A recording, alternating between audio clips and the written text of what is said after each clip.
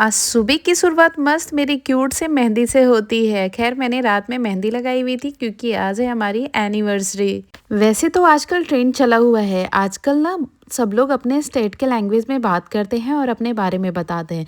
खैर मेरा नाम है शोभा और मैं रहती हूँ चेन्नई में। वैसे तो मैं रहने वाली बिहार से हूँ, औरंगाबाद जिला है हमारा और मेरी गांव का नाम है रफ़ीगंज। वैसे गांव बोलो या शहर बोलो, वो हमारे लिए गांव शहर सब कुछ है। मेरी शादी भी वहीं बिहार में ही हुई है, डेहरी में।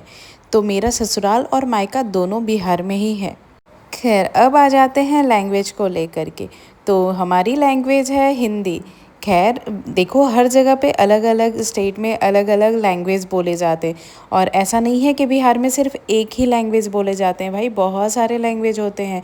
जैसे कि बिहार में भी भोजपुरी, हिंदी, मगही, मतलब बहुत सारी ऐसे मैथिली, बहुत सारी ऐसी भाषाएं बोली जाती हैं। तो हर स्टेट में, अब जैसे मैं साउथ में ही रहती हूँ तो यहाँ पे भी साउथ में एक लैंग्वेज नहीं चलता है, तमिल है, मलयालम है, कन्नड़ है, बहुत सारे लैंग्वेज है। तो सब जगह अलग अलग जगह पे लोग रहते हैं, अलग अलग भाषाएं होती है।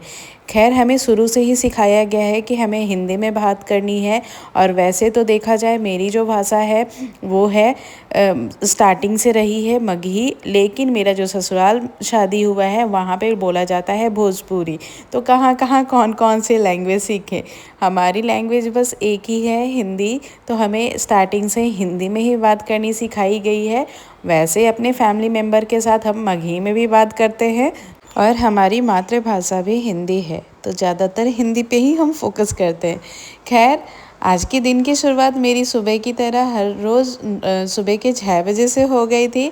और यहाँ पे मैं, जैसा कि रात में ही बहुत सारी तैयारी कर लेना होता है क्योंकि सुबह बच्चों को स्कूल जाना होता है, तो इसकी प्रिपेयर ज़्यादातर मैं रात में ही कर लेती हूँ। और आज स्पेशल तैयारी थी क्योंकि आज मैं बनाने वाली थी दाल पूरी, साथ में मैंने सेवई बैठा दी हूँ बनने के लिए। और साथ में मैं बनाऊंगी आलू चना की सब्ज़ी। तो दाल वाली पूड़ी, सेवई और साथ में आलू चना की सब्ज़ी बनेगी।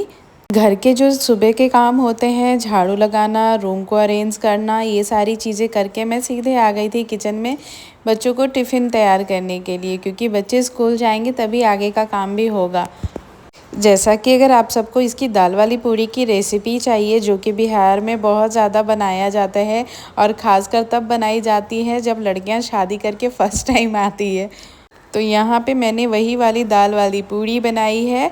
और अब बच्चों की टिफ़िन तैयार हो गई है। पहले मुझे ये सब कुछ बहुत ही परफेक्टली नहीं बनाने आती थी। बोलते हैं ना, जैसे जैसे अपने ऊपर जिम्मेदारियाँ आती हैं खुद पर खुद ही सीख जाते हैं, वैसे ही मेरे साथ भी ऐसा ही कुछ है। और अब मैंने सारी पूरियाँ बना ली हैं। पूरियाँ इसलिए भी बनी हैं क्योंकि आज स्पेशल दिन है, तो थोड़ा सा स्पेशल बनाने की कोशिश की हूँ। और अब मेरे बच्चे पूड़ी साथ में सेवई लेकर के स्कूल जा चुके थे। उसके तुरंत बाद मैंने बनाई थी आलू चना की सब्ज़ी, जिसकी वीडियोज मैं शूट नहीं करी हूँ। और साथ ही साथ मैं अपने घर का काम भी निपटा रही थी क्योंकि मुझे मंदिर भी जाना है, आज बहुत सारा काम भी है, तो वो सारी भी निपटानी है। खैर किचन में थोड़े बहुत बर्तन वगैरह साफ़ करके मैं आ गई थी रूम का बेडशीट चेंज करने के लिए।